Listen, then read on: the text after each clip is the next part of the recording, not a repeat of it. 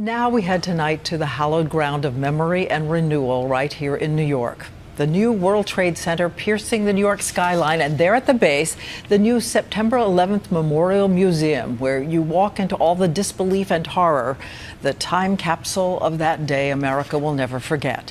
The museum opens tomorrow, but tonight a preview as ABC's David Muir takes us right inside with him. David. Diane, good evening. And what you're looking at is the last column. It became, as you'll remember, such a symbol of the first responders who raced to the scene. And in the days and weeks that followed, the numbers sprayed onto the side of the column representing those who were lost. As we walk down into the museum, the time there on the wall, 8:30 a.m. It was still a beautiful morning. Then everything changed. This was Good Morning America, shortly after the first plane hit. There's been some sort of explosion at the World Trade Center in... Obviously a major fire there. And as you begin to descend 7 stories below ground, the first thing you hear, the voices. On the day of September 11th, 2001. Everyday Americans remembering where they were, their own words lighting up the walls here. We were actually in a meeting when someone barged in and said, "Oh my God, my plane has just crashed." Minute by minute, it is all tracked on a map. Those flights, the moment they turn, when the hijackers take control. And as we walk through the museum, beside us right there, the survivor stairs. Literally hundreds of people used this staircase as an escape route on 9/11 when the attacks were taking place. Running down these stairs to safety was a lifeline.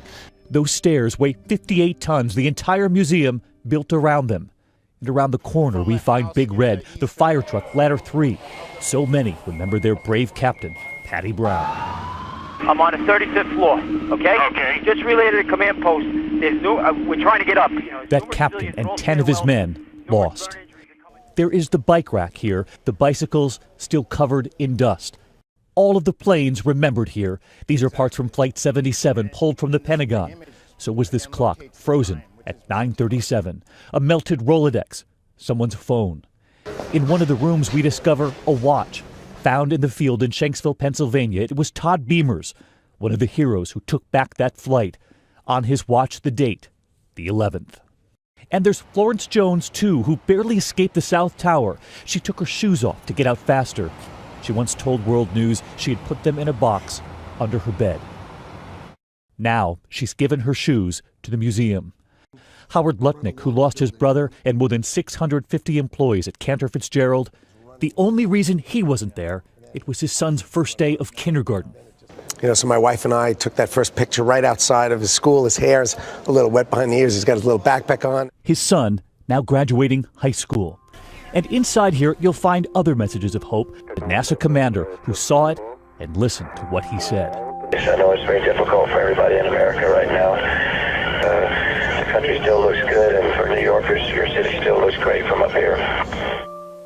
Diane, it's simply stunning what they've been able to preserve here in the museum. And what you're looking at behind me here is one of the original retaining walls around the entire World Trade Center site, around both of those towers. The president will be in this room tomorrow to honor the work that's been done on this museum, to honor the lives lost, and of course to mark the resiliency of this country so many years later. Diane. All right, David Muir, thank you so much, David. And we want you to join us tomorrow for the dedication of the museum. ABC News will carry it live at 10:10 a.m. And we should mention that David took photos inside the museum, and you can see them on our website as a kind of tour just for you.